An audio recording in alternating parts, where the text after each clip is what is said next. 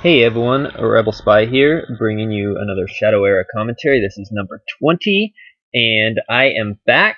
I have not been here for a little over a year, but I got back into the game about a week ago and wanted to do some commentaries. So, this game is a game where Plague is played, and for those of you who are around and remember my earlier commentaries, you might remember that the very first commentary I did was on why Plague is a bad card. And so even though it has undergone some changes in the last year, and a lot of cards have changed, and I'm still kind of catching up with some of the changes in the meta and things like that, my opponent yesterday, one of my opponents played Plague against me, and I thought that would be a fun game to cast for my first game back. So here it is. My opponent, of course, is a priest. The ones that can play Plague is a Zona Mist player, and I'm playing Lance. I really feel like Lance is the best right now. He's amazing. My opponent plays a Christopher Wild and apparently forgets to attack me turn one. And I have a couple other decks I've been playing, but Lance I feel like is really strong. So I'll have some Lance commentaries coming up soon. I think I have 4 or 5 games picked out. I play a Nightshade that'll let me take out the Christopher next turn, which is nice. But he plays an Alden, and he's getting a lot of early pressure on me, which can be tough to deal with. But it'll really depend on what I have in my hand, which I don't quite remember how I'm able to deal with this. So I do play Alden and can take out his Christopher, and so it's going pretty well right now.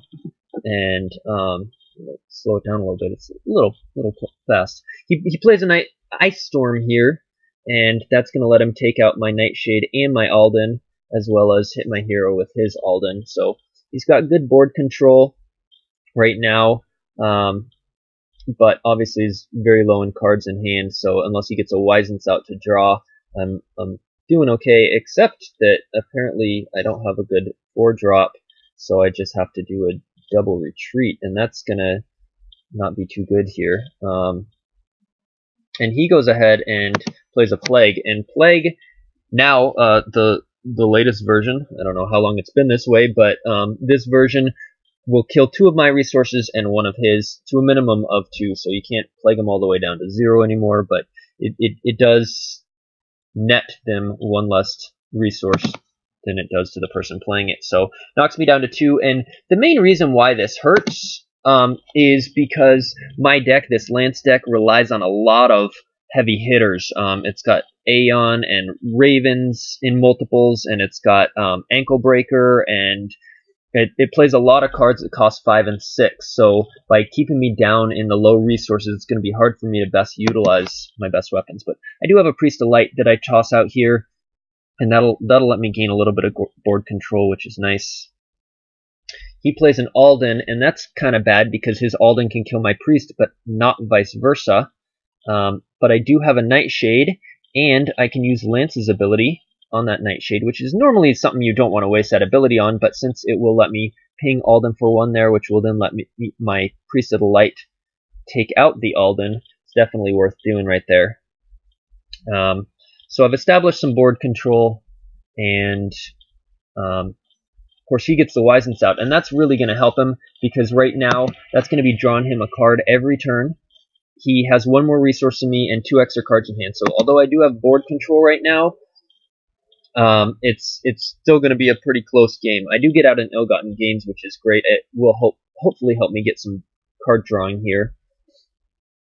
And I just hit his priest twice, or his hero, which is a priest, twice with my priest and my Nightshade. And he draws with the Wisance and plays a Christopher and an Alden. And what that means is that Christopher is going to be able to take out my Priest of Light, which only has 2 health, because it got hit by the Wisance last turn, and so he's able to take back that board control. My Nightshade does kill his Christopher, and for my 4-drop, I apparently have nothing. Like I said, you need a lot of resources based on the cards that are in my deck, so I was not able to really do much there, and that's not going to be so good, and especially now because he plays Plague. So I'm assuming if I couldn't use either of those 2 cards in my hand when I had 4 resources, probably not going to be able to use them with 2 resources. So if we just look at the board right now, it looks like I'm in a little bit of trouble. because he's got 3 resources to my 2, 3 cards in hand to my 2. He's got an Alden out versus a Nightshade, obviously a little bit better, and we both have card drawing stuff out, but his Wisance is way more reliable than my Ill-Gotten Gains. So, in a little bit of trouble because of those plagues. He's now killed 4 of my resources, and he hits my hero down to 16, and down to 15. So I, of course, need to stack a card. Can't do much with 2. And I play another Priest of the Light, and combined with Lance's ability, that's going to let me take out the Alden in a very similar fashion to earlier. Nightshade pings it for 1, and the Priest takes it out. So I do manage to take back that board control, and the Ill-Gotten Gains lets me draw 1 when I take out that Alden, which is huge, because I just don't have enough cards to be able to sack and play stuff. And so being able to draw is, of course, very useful. He pings my hero again, and he plays his own Priest of the Light to gain an extra resource and try and get a little bit more, or not resource, but extra health on his hero and try and get a little more board control. But it's no big deal because my Priest can take that out all by themselves, and then I can ping his hero with Nightshade. Now, and then play another Nightshade. So, getting up some board control. His Wisance only has 1. Oh, and he plays a Sandra, takes out another resource. So he's going all out resource to now. What I was going to say is his Wisance only has 1 durability, but my Nightshades don't ever bring down that durability because they have stealth. And so his Wisance keeps sitting out there and letting him draw. I need to take that out.